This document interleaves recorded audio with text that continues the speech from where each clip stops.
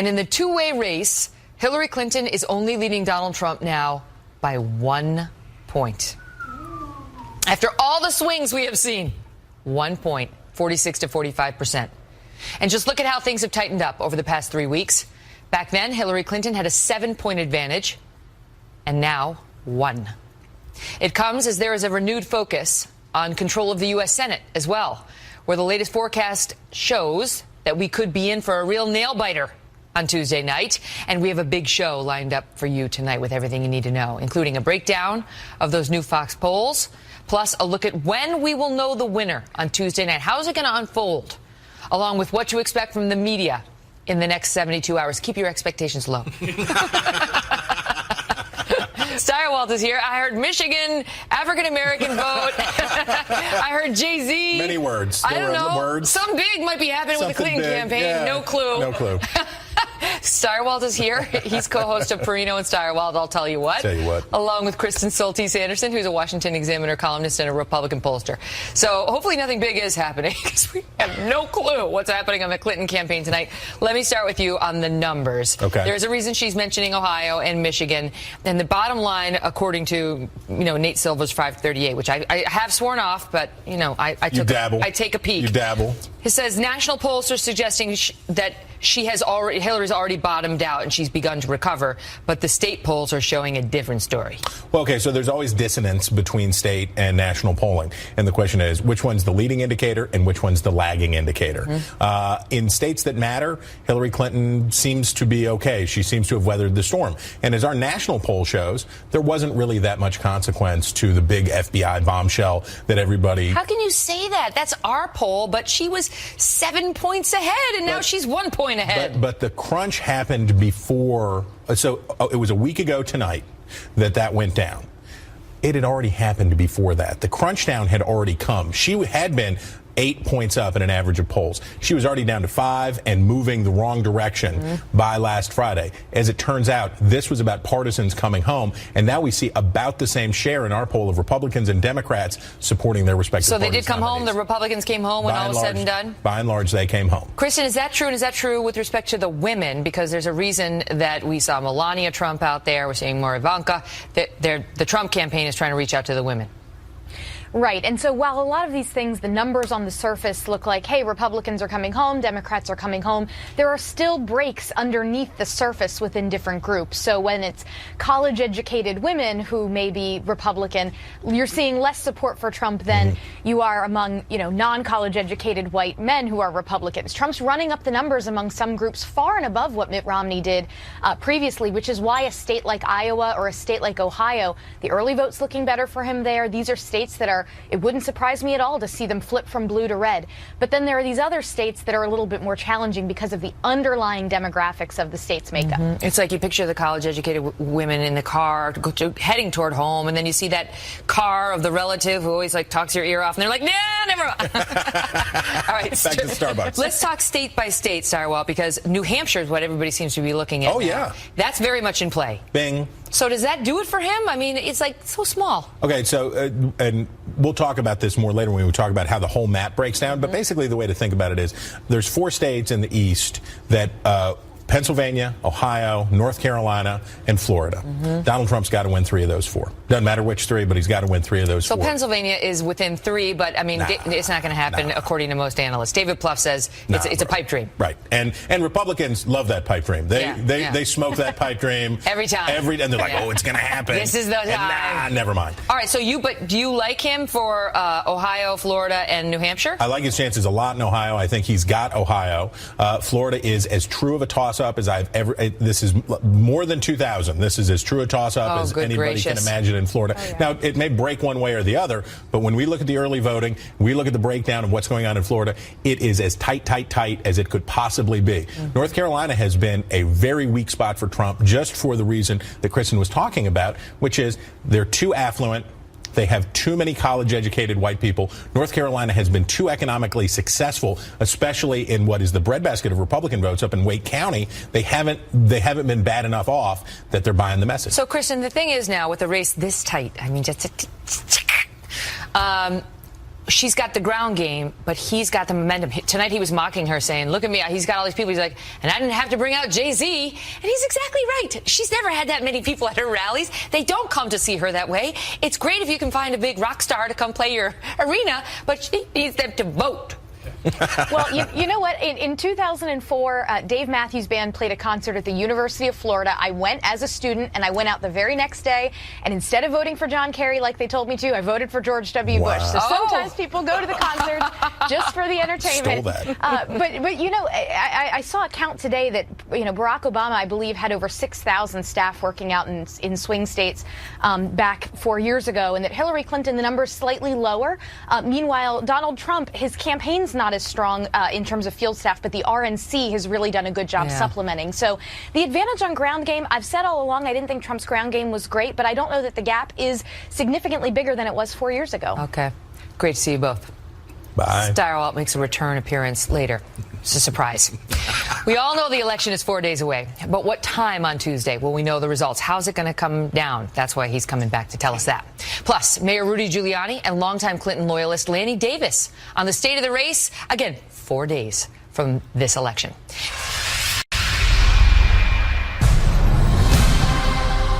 Breaking tonight, new fallout from a rocky week for Hillary Clinton. From reports of an ongoing FBI probe into the Clinton family charity to revelations that investigators are going through newly discovered emails from her private server. Our next guest is a longtime loyal Clinton supporter who, as early as March 2015, urged her campaign to release much of the information that is still trickling out. Here's Lanny Davis on Fox News Sunday saying Hillary Clinton should open her private server to independent review. There can be a neutral party to review all these records. Nothing unlawful. You'd like to have a neutral party? I said there can be. The State Department. Obviously, there can be. I understand that. I'm asking you, do you think that's a reasonable idea? I think it is a reasonable idea. If anybody has any doubts that there's a delete on a hard drive, I think to have an independent force go inspect her private email. I think that is a reasonable idea. If the State Department asks, she will say yes. If there's a subpoena, she must say yes. Well, that interview set off alarm bells inside Clinton world. Leaked campaign emails show one top advisor writing, quote, "We got to zap Lanny out of our universe." Poor Lanny. We're talking with both campaigns tonight, and in a moment we'll be joined by Donald Trump surrogate, Mayor Rudy Giuliani. But we begin with Lanny Davis, former special counsel to former President Bill Clinton. Lanny, well, that wasn't nice. They wanted to zap you to outer space just for wanting a full vetting of the email issue. What's your take on it? First of all, this is a great friend of mine, and we've talked since the publication of the word zap. I said if, in the part of that sentence, which I was able to correct next time I was on Chris Wallace, I said only if the State Department asked for the official business emails. Of course, she had already turned them over, and a neutral party could verify, or if there was a subpoena. But the headline that went out skipped the ifs. But what about the fact that, as you look back, I would zap myself if I hadn't said if. But it made clear, like when I looked at your emails, this is thanks to the WikiLeaks revelations. Russia, bad, we got it. There's one on August 27th, 2015. We're going to get to some other stuff in a second. But you said something about, I still believe the issue of the wiping out of the private server still needs to be dealt with. You literally wrote the book on crisis management. If they had just listened to you, Lanny, months and months ago, and just put it all out there, do you think she would be in the position she's in today? I think she would be in the position she's in today, probably with less pain, because she's ahead and she's going to win. I'd rather be Hillary Clinton tonight than Donald Trump. But the point I was making, which she has made, she made a mistake. She's apologized. And Donald Trump did not apologize to a Gold Star mother, and he didn't apologize to the women that he bragged about sexually assaulting. So Hillary Clinton did say, I made a mistake and I'm sorry. And my philosophy would have been, get those emails out into the public domain as early as possible, because we hear the there's nothing there, as we now know there is nothing there. You were brilliant, you were prescient, because not only were you pushing for her to be fully, to give full disclosure, but August 27th, 2015, this is right after the first Republican presidential debate, you wrote to Podesta, her campaign chairman, I propose that the secretary be on the Megyn Kelly file, close enough, show for at least 30 minutes. I know what I'm about to propose is very risky, and will be instinctively viewed negatively, which you were probably right about that. I propose that the secretary be on this show for at least 30 minutes. In fact, I believe it's in the interest of Secretary Clinton as well as Fox for the questions to be tough, something we should not fear as long as she has an opportunity to answer. It has the potential to be a ratings and media bonanza, and like a bunch of dopes, they rejected your advice.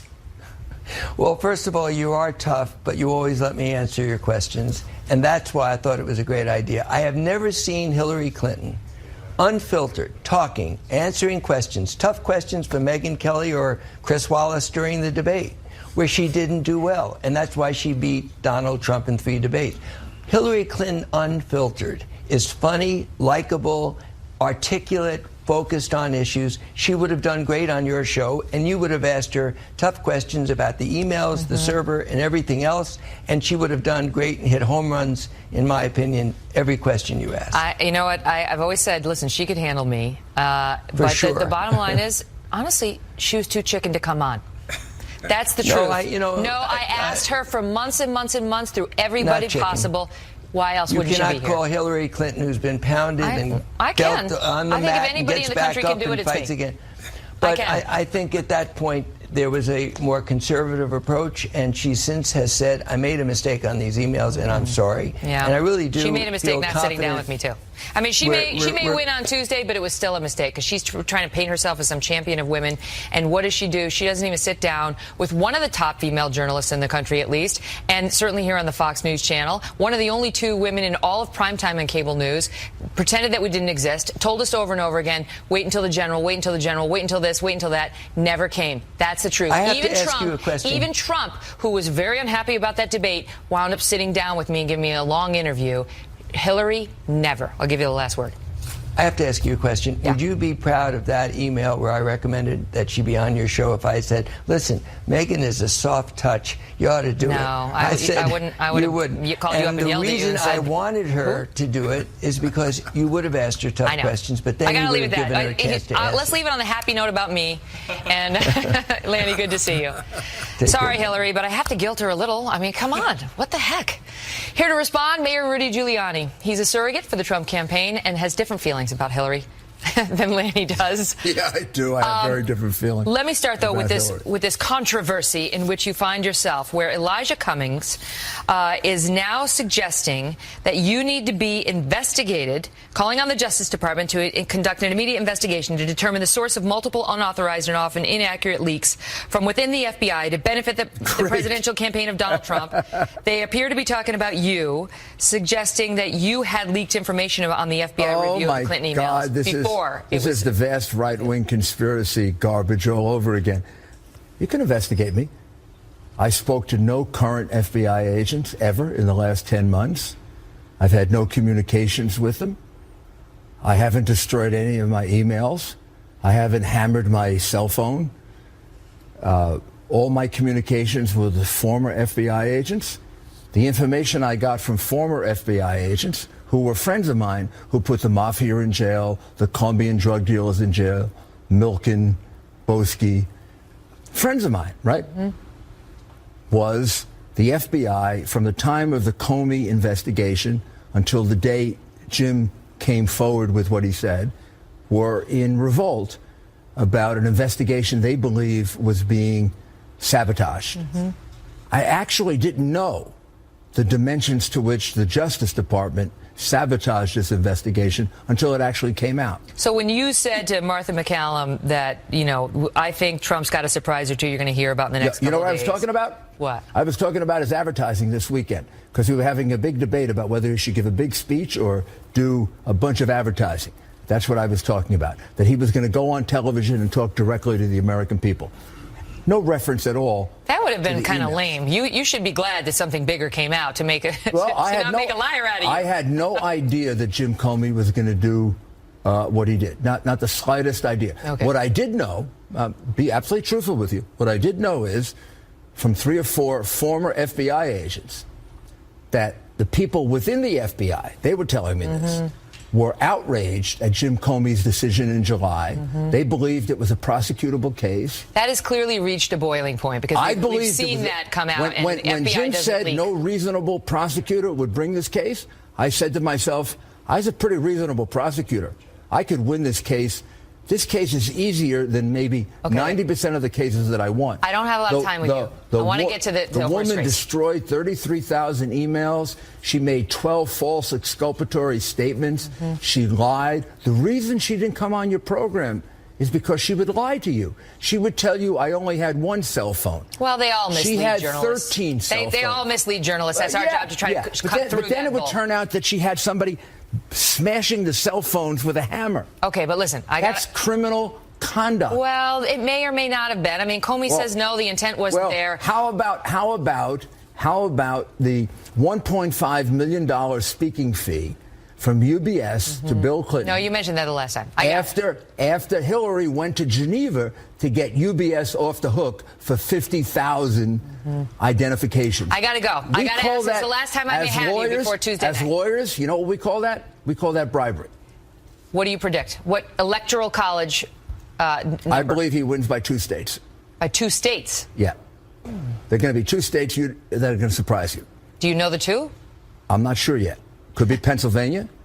Could be Michigan. Maybe Wisconsin. Wow. And the red states all have come back. Utah. They're all back. Georgia, Utah's Arizona. back big time. Don't worry about North Carolina. It's going to be fine. Wow. All he needs is one, maybe New Hampshire and that one vote in Maine. She is now on the ropes. She's on the defense. He's got the momentum. And everybody in this country knows, finally, after 4 decades of Clinton corruption, the American people have figured out she's a crook. Great to see you, Mr. Mayor. Thank you. Here with me now, the co-creators and hosts of The Circus, Mark McKinnon, Mark Halperin, and John Heilemann. Great to see you all. It's fun to look back at it like that and sort of see it unfold. Let's just start there for a second. But what do you think what stands out to you looking back on the craziest of elections ever as the key moment or two? Well, we were worried about having 26 episodes, which is a lot, that there'd be weeks where nothing was happening. That never happened. The whole campaign, right. Every week, the only problem we had was cutting material because we had so much. Not just every week, but every day and every hour. You know, for you covering it, I'm sure it was the same thing. It's like, oh my God, you know, you go to bed at night and there'd be a story at 11 o'clock. You wake up the next morning, another story. Just when you thought they couldn't be outdone, then this week kind of tops them all with Comey coming. And so much of it involved this. Oh, wow. Yeah. Oh, well, right? I mean, parental controls in that. Twitter, right? I can't because I cover the presidential race, right? Twitter has played such a big role. But what do you think, John? Like, what do you think was the biggest shock when you personally felt in covering the race? I think the very first episode that we did back in January, we called it The Outsiders, and it was focused a lot on Donald Trump and Bernie Sanders. And I think when this is all over, I'm going to look back on the fact that these 2 guys who were not members of their own party a couple of years earlier came in and were the biggest insurgent populist forces. You know, even though Hillary Clinton won the Democratic nomination, Bernie Sanders was in some ways a bigger story. And so seeing him come very close to winning in Iowa and then beating her in New Hampshire, seeing Trump win that victory in New Hampshire and then in South Carolina, those were in the early phases, at least in the race, that kind of validated the notion that we'd all been feeling for a year, which was that these people who were against the system, against the establishment, against many of the things their parties held dear, were going to be the dominant kind of forces, even if they didn't win. One of them did, one of them didn't. These curiosities where it's sort of like, I don't understand. This isn't the way it's done. Yeah. But people gravitated toward it. Mark, your thoughts now on the state of the race, because you've been somebody who's been very fair to Trump. You've been criticized for being too fair to Trump by some. How do you see it? Does he have a real chance? I mean, did his momentum come soon enough before November 8th? Well, it may not. She's got all the structural advantages any Democrat would have in this race. She has the Electoral College, and then undergirding that, the demographics. The Democrats have won the popular vote 5 of the last 6 elections. But she's a weak candidate. She's a weak candidate. But what they have focused on relentlessly is keeping Trump's ceiling from getting high enough that he has a chance to win. If she wins, I think they will keep Trump down in the battleground states and nationally, 42%, 43%, 44%, just not enough to win. He has moved up. He is now in a position. You can look at a map and give him a couple combinations, but she has so many more combinations. If she wins North Carolina, where they're devoting so many resources, and where even the Republicans said just a week ago it was a very tough state for them, she wins. So is that the state you're watching on Tuesday night? Watch North Carolina, which will come in early. North Carolina and New Hampshire are two states where can Donald Trump win without those two? Mathematically, yes, but very hard for me at this point to see a path that doesn't involve certainly North Carolina. The bottom line, our title for this next episode is Nobody Effing Knows. I love that. Love that. So As a person who loves a good swear, well, I appreciate it reminds me of all the campaigns that I've been in, and the bottom line is there's a torrent of information. Polls, the professor from since 1940s called every election. Yes. And the campaigns just find whatever information out there reinforces what they want to believe to give them the confidence that they can win. Mm-hmm. But you're supposed to know. You were in this business for a long, long time. I mean, what do you think is going to happen? Well, I go to Mark's point. There's a structural advantage, but the most important thing in the final days of a campaign is momentum, and Trump's got a lot right now. Yep. So you want the wind at your back. You want to be on offense, not on defense. And that's where the Clinton campaign has been this week. But all the early investment in August, like when she was around raising money and Trump was criticizing her for being off the radar screen raising money, that investment now in targeting and turnout could make a difference in a very close race. And the ground game, John, which is just, we sort of haven't been paying that much attention to it, but she's been putting those building blocks in place for a long time. There's not been a day of this race when she's been behind. Not one when she's been running against Donald Trump. Not a day. And there have been moments when it's tightened. It certainly did. The momentum shifted after the Comey letter. But there's been an election that's been going on for now a month in a lot of battleground states. Early vote being banked where her infrastructural advantages, her financial advantages, that ground game you're talking about, that's not just on Election Day. Election Day, again, it happens over weeks. That's what she's like, get to the polls now, immediately, before Comey does anything else. But you look at a lot of these states, Florida, North Carolina, which just started, but Nevada, other states where early voting has been going on for a long time. She may have banked so many votes and have so much of an advantage that even though he may win Election Day, but that might not be enough to make him actually the winner of the election. I was over Trump Tower today shooting some stuff for this week's circus, and I saw the deputy campaign manager, Dave Bossie, Kellyanne Conway, a little bit of Donald Trump. They're loose. They're either bluffing or they are telling the truth when they say our internal data is better than the public data.